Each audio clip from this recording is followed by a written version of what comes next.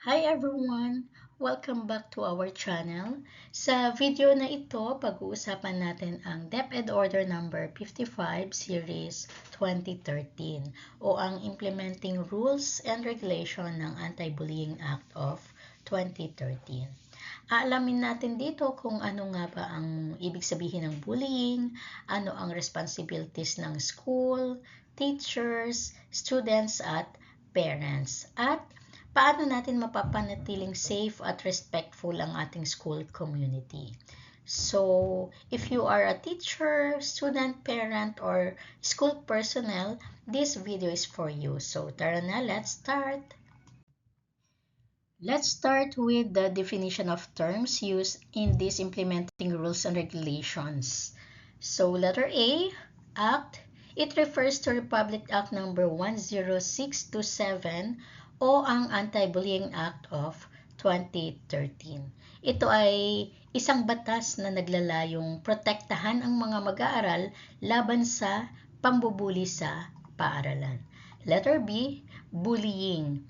It refers to any severe or repeated use by one or more students. So, ibig sabihin, ang bullying ay anumang malubha o paulit-ulit na pananakit o pang-aapi ng isa o higit pang mag-aaral sa kapwa mag-aaral.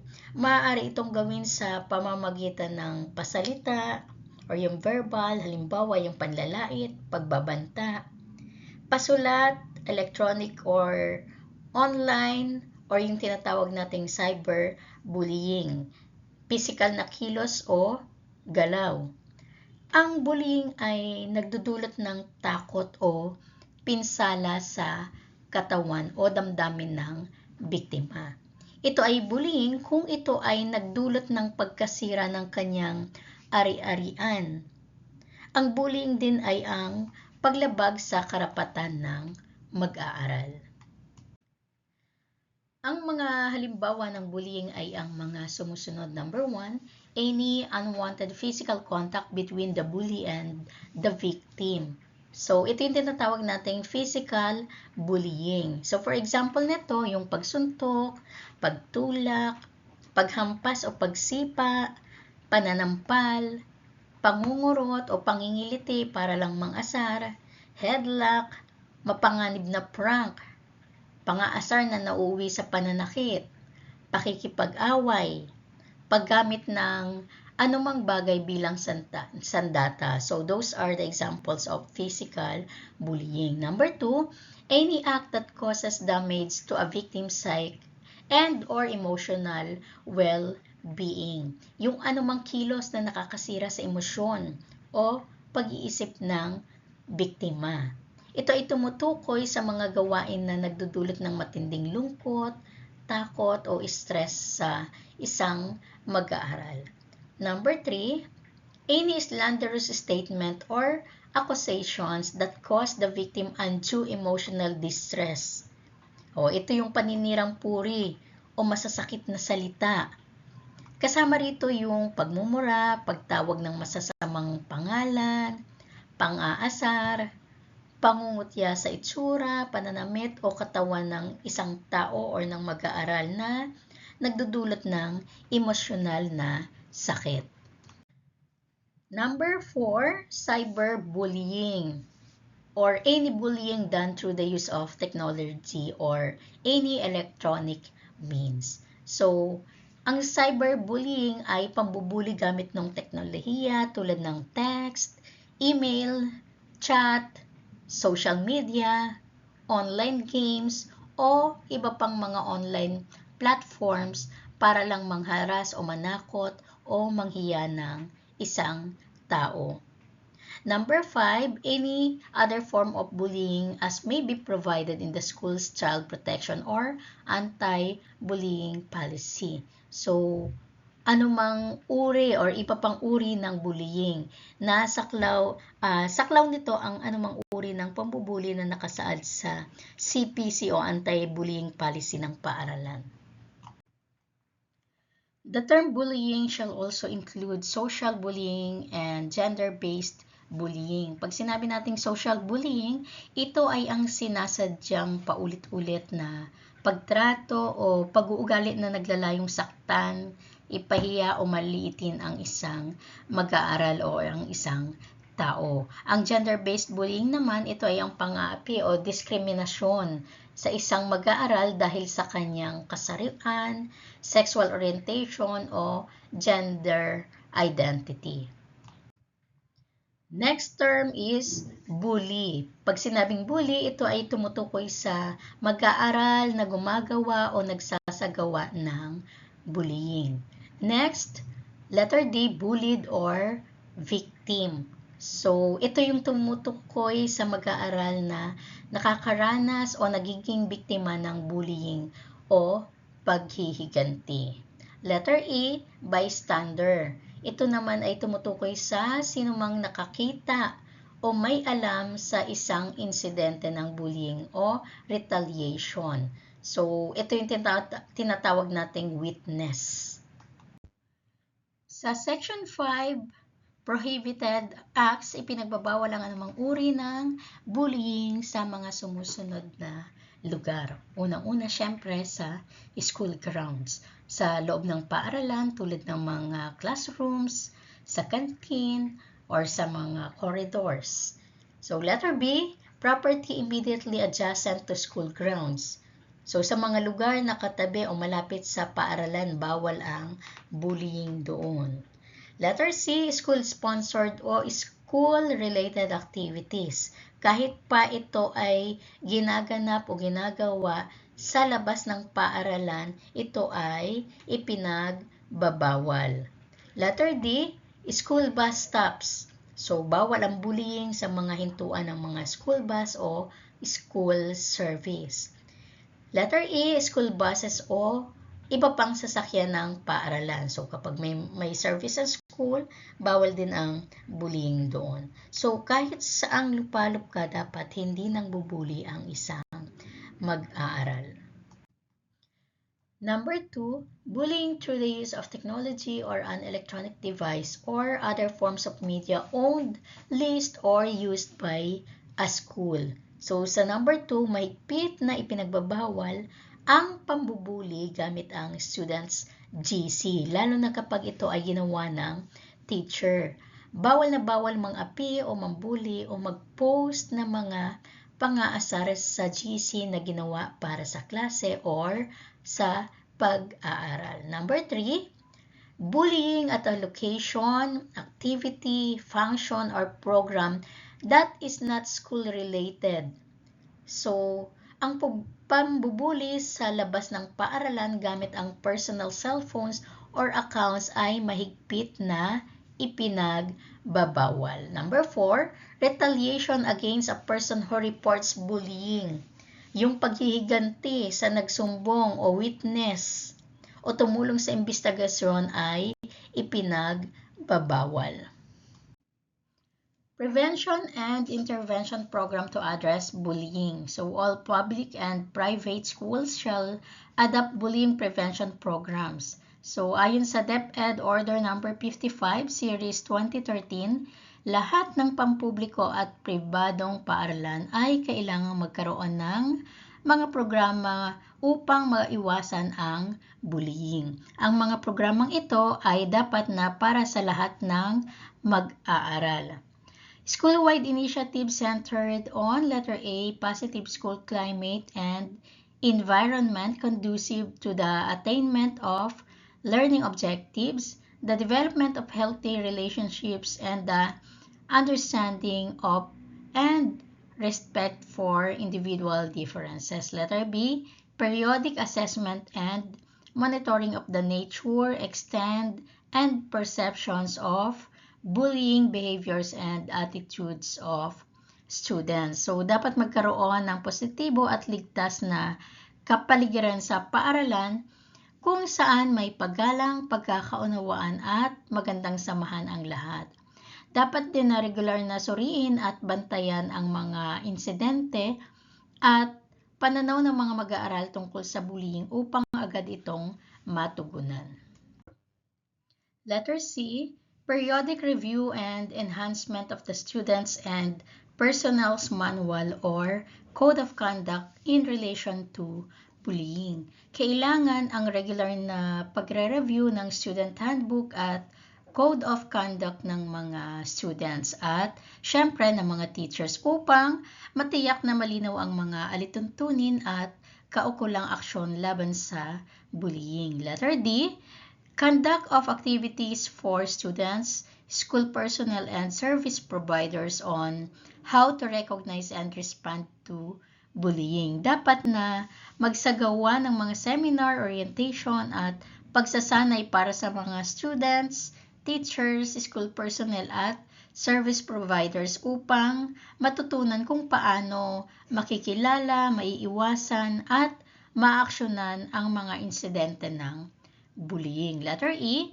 continuing personnel development to sustain bullying prevention programs. So, dapat din na magkaroon ng patuloy na pagsasanay at pag-unlad ang mga teachers upang mapanatiling effective ang mga programa sa pag-iwas at pagtugon sa bullying. Letter F, coordination with local government units, barangay, BCPC, and other stakeholders. So, dapat din nakikipag-unayan ang mga schools sa local government units, Barangay Council for the Protection of Children, or BCPC, at iba pang mga katuwang upang magkaroon ng sama-samang pagkilos sa pagprotekta sa mga mag-aaral laban sa bullying.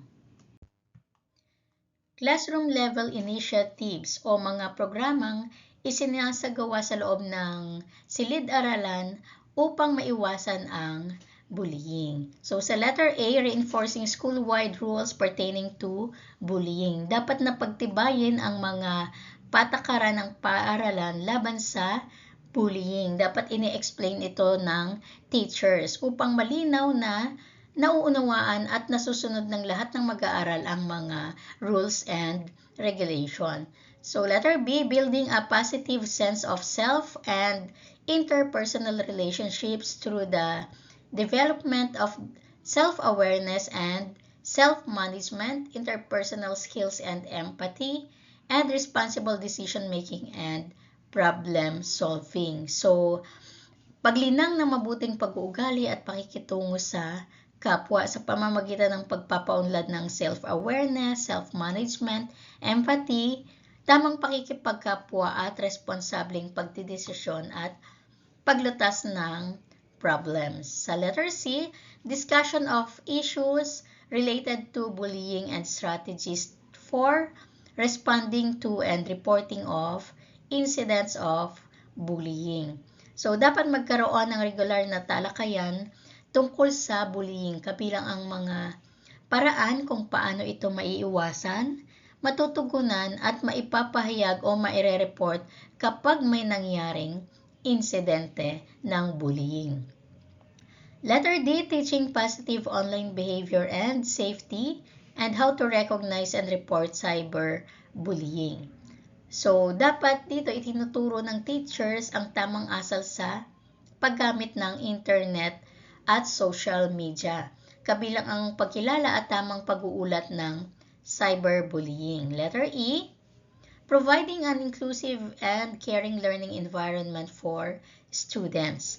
So, paglikha ng isang ligtas, inklusibo at malasakit na silid-aralan kung saan ang bawat mag-aaral ay tinatanggap, nirerespeto at may pantay na pagkakataong matuto.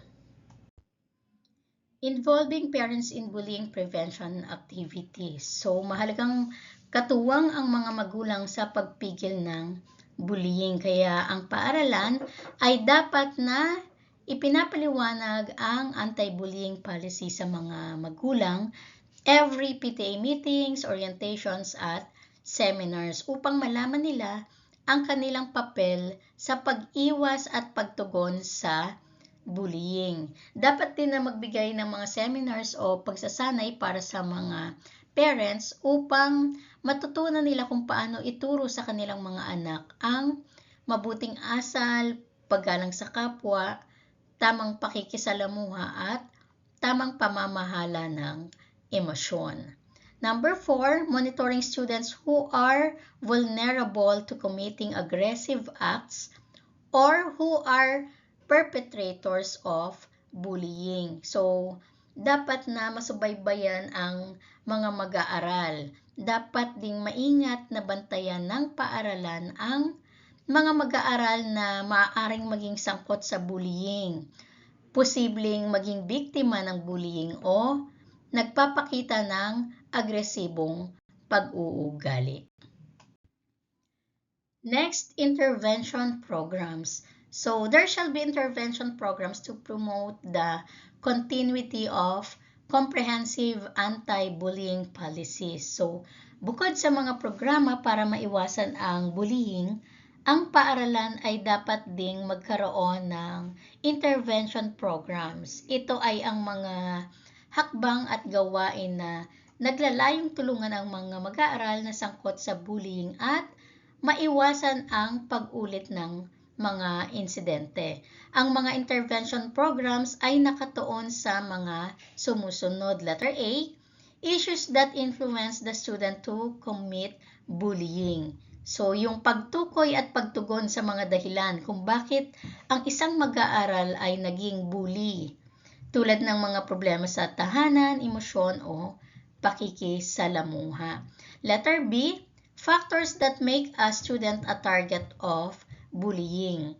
So, pagbibigay ng suporta sa mga mag-aaral na posibleng maging biktima ng bullying sa pamamagitan ng pagtukoy sa mga salik na naglalagay sa kanila sa panganib at pagbibigay ng angkop na tulong. Letter C, effects of bullying. Pagtugon sa mga epekto ng bullying, kabilang ang pagbibigay ng counseling, guidance at iba pang intervention upang matulungan ang mga students na makabangon at maibalik ang kanilang tiwala sa sarili. Interventions may include programs such as counseling, life skills training, education, and other activities that will enhance the psychological, emotional, and psychosocial well-being of both the victim and the bully. So, ang intervention program ay binubuo hindi lamang para sa mga biktima, kundi doon din sa nang bubuli. So, kasama sa mga interventions ang mga sumusunod. Letter A, involve activities that will address acts of bullying. So, ito ay ang pagsasagawa ng mga aktibidad na tutugon sa mga insidente ng bullying at makatutulong upang hindi na ito mauulit. Letter B, emphasize formative and corrective measures rather than punishment. So, pagbibigay diin sa pagwawasto ng pag-uugali at pagkatuto sa halip na puro parusa lamang. Layunin nitong maituwid ang maling ginawa or maling asal ng mga students. Letter C, conform to principles of child protection and positive and nonviolent discipline. So, ito ay pagsunod sa child protection policy at positive discipline, kung saan ang pagdidisiplina ay ginagawa ng may paggalang, pag-aaruga at walang karahasan. Letter D, help the victim, the bully, and the bystanders understand the bullying incident and its negative consequences. So, kailangan na tulungan ang biktima, ang nambuli at maging yung mga naging witness or bystanders upang maunawaan ang nangyaring insidente at ang mga negatibong epekto nito sa lahat ng sangkot. Letter E, provide opportunities to practice pro-social behavior. Ito ay ang pagbibigay ng pagkakataon sa mga mag-aaral na magsanay ng mabuting pag-uugali tulad ng paggalang, pakikipagtulungan, empathy, at responsableng pakikisalamuha sa kapwa. So, bukod dito, lahat ng paaralan ay kailangang bumuo ng mga intervention strategies na kasama ang lahat ng apektadong partido. Ang biktima, ang nangbuli, mga nakasaksi, mga magulang, guro, school personnel at iba pang taong maaring naapektuhan ng insidente ng bullying. So, sa madaling salita, ang layunin ng intervention program ay hindi lamang magparusa, kundi turuan, gabayan at itama ang pag-uugali ng mga sangkot habang nagbibigay ng suporta sa biktima. Sa pamamagitan ng counseling, positive discipline, at pakikipagtulungan ng pamilya at paaralan, mas nagiging epektibo ang pagpigil sa bullying at ang pagpapanatili ng isang ligtas at mapagmalasakit na kapaligiran sa paaralan. Mechanisms and procedures in handling bullying incidents in schools. So, Section 8, Duties and Responsibilities, ang bahaging ito ng DepEd Order No. 55 Series 2013 ay nagsasaad ng mga tungkulin at responsibilidad ng iba't ibang opisina at mga taong kasangkot sa tamang paghawak ng mga insidente ng bullying sa paaralan. Nakasaad dito na bukod sa mga tungkuling itinakda sa DepEd Order No. 40 Series 2012 o ang Child Protection Policy, ang mga school officials, guro, guidance office, child protection committee, mga magulang at iba pang education stakeholders ay may kani-kaniyang responsibilidad. Ang bahaging ito ay nagsasaad ng mga pangunahing responsibilidad ng paaralan sa pagpapatupad ng child protection at anti-bullying policy. So sa letter A, adopt and implement a child protection or anti-bullying policy in accordance with this IRR and submit the same to the division office. So, dapat na magpatupad ng child protection o anti-bullying policy ang mga paaralan na naaayon sa DepEd Order at isasubmit ito or ipapasa sa Division Office. Maaaring maging bahagi ang anti-bullying policy ng Child Protection Policy ng paaralan. Letter B, provide students and their parents or guardians a copy of the Child Protection or Anti-Bullying Policy adopted by the school. So, kailangang ipaalam sa mga mag-aaral at magulang ang child protection o anti-bullying policy ng paaralan sa pamamagitan ng pagbibigay ng kopya nito.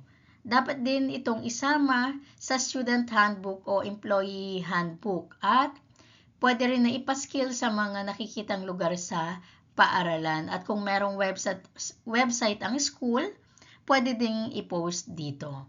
Letter C, educate students on the dynamics of bullying. Kailangan ding turuan ang mga mag-aaral tungkol sa kung ano ang bullying at mga epekto nito, mga patakaran ng paaralan laban sa bullying at mga paraan kung paano ligtas at confidential na makapag-uulat ng bullying o anumang uri ng paghiganti o retaliation. Sa letter D, dapat turuan ang mga magulang at guardians tungkol sa bullying, child protection at anti-bullying policy ng paaralan. Dapat ding ipaliwanag kung paano nila masusuportahan at maipapatupad ang mga rules and regulation na ito sa loob ng kanilang tahanan. Letter E, so devise prevention, intervention, protective, and remedial measures to address bullying. So, dapat magplano at magsagawa ng mga programa para sa pag-iwas, agarang pagtugon, pagprotekta, at pagwawasto o yung remedial measures sa mga kaso ng bullying. Letter F, conduct the capacity building activities for guidance counselors or teachers and the members of the child protection committees.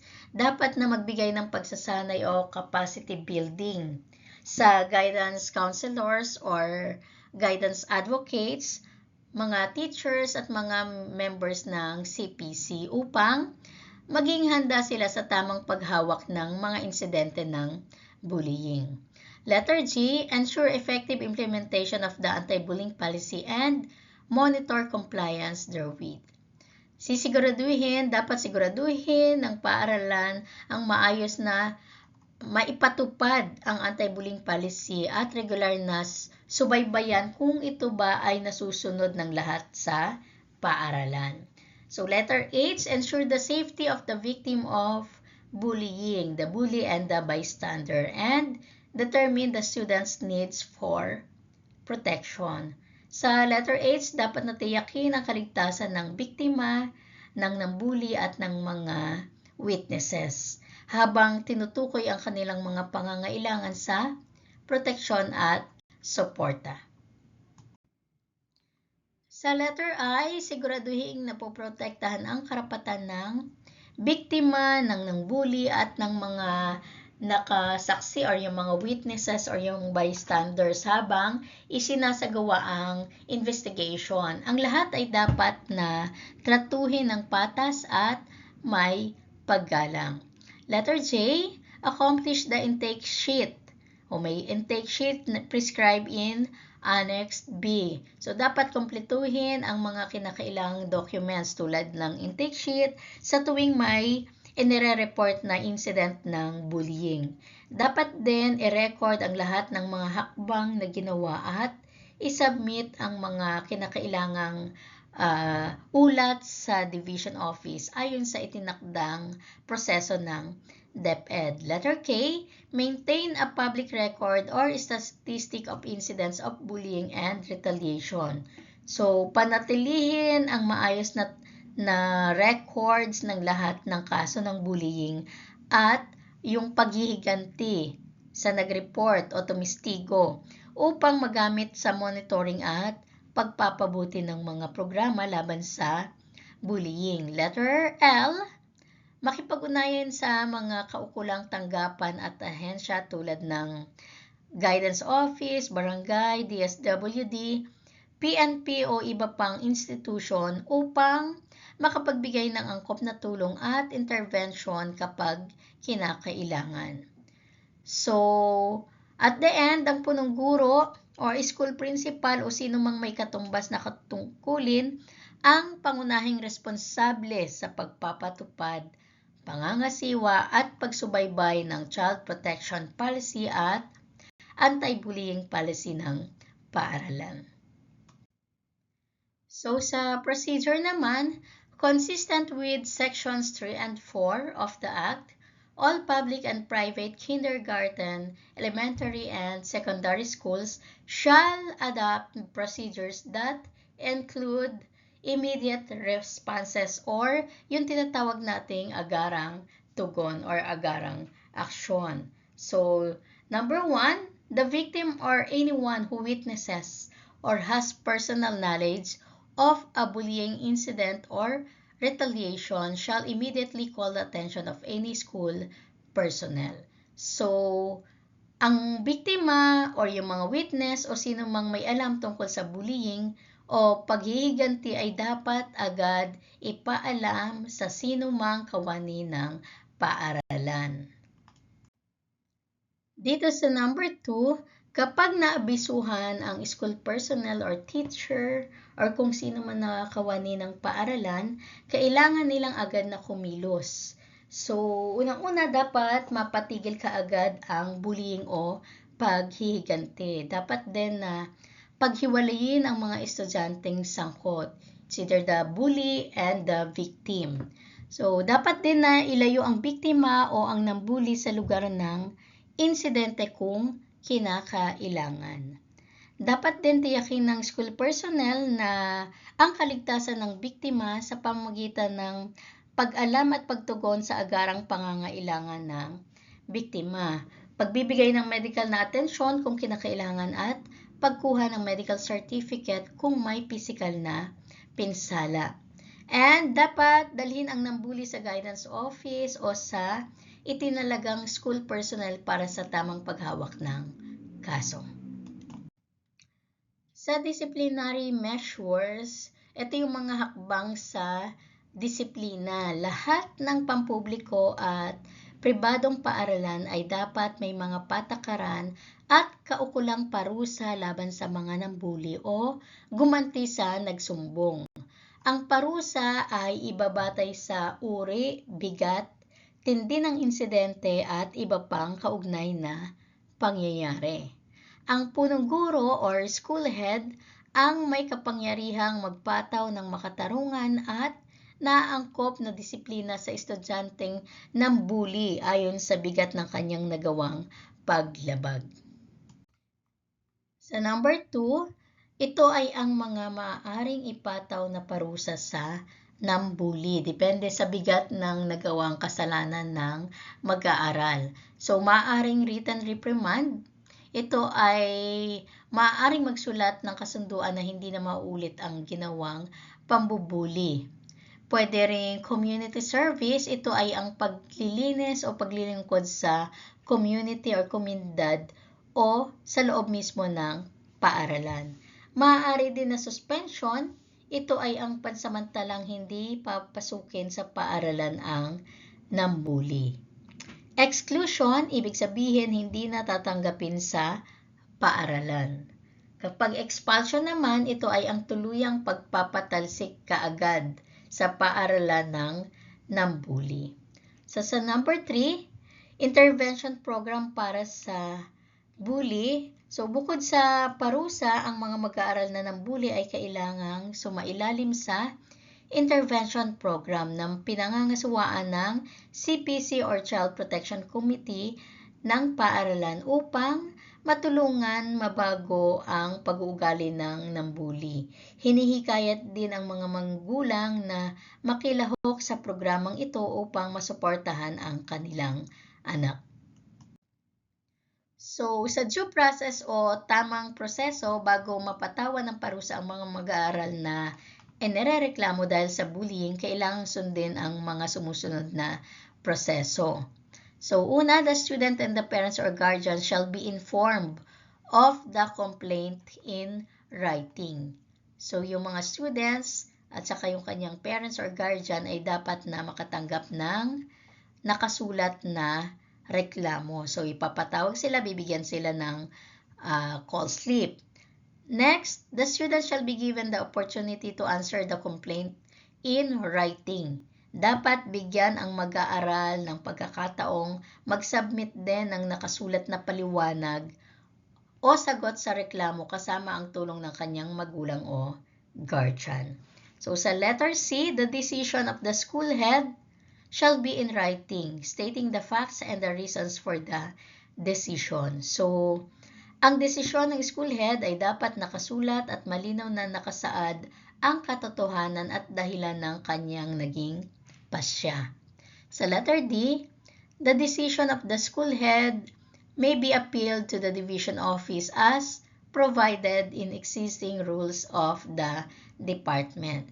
So, may karapatang umapila ang estudyante o mag-aaral na inirereklamo kung hindi sang-ayon sa desisyon. So, maaaring i-apila ito sa division office ayon sa umiiral na mga tuntunin ng DepEd.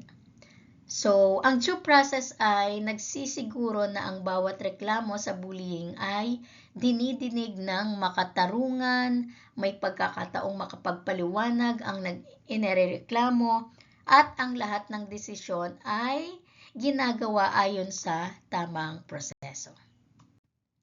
Applicability of RA 9344 as amended and other related laws.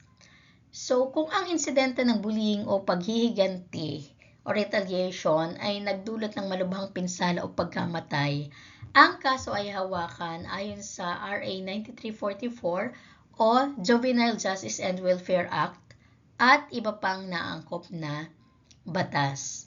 Sa false accusation of bullying, kapag natapos ang imbestigasyon at napatunayang sadyang nagsampa ng maling paratang ng bullying ang isang mag-aaral, maaari rin siyang patawan ng kaukulang disciplinary action o intervention alinsunod sa mga patakaran ng DepEd o ng pribadong pag-aralan. So, in short, ang malubhang kaso ng bullying ay maaaring umabot sa paglalapat ng iba pang mga batas.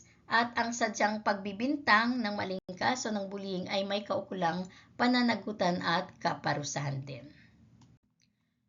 Confidentiality, ang mga detalye ng kaso ng bullying ay hindi dapat ikalat o ipaalam sa iba maliban sa mga taong may authority. Layunin nito na maprotektahan ang privacy at kapakanan ng lahat ng sangkot sa insidente. So that's all for today. Thank you for watching. Please don't forget to like and share and subscribe my YouTube channel, Teacher V. Bye!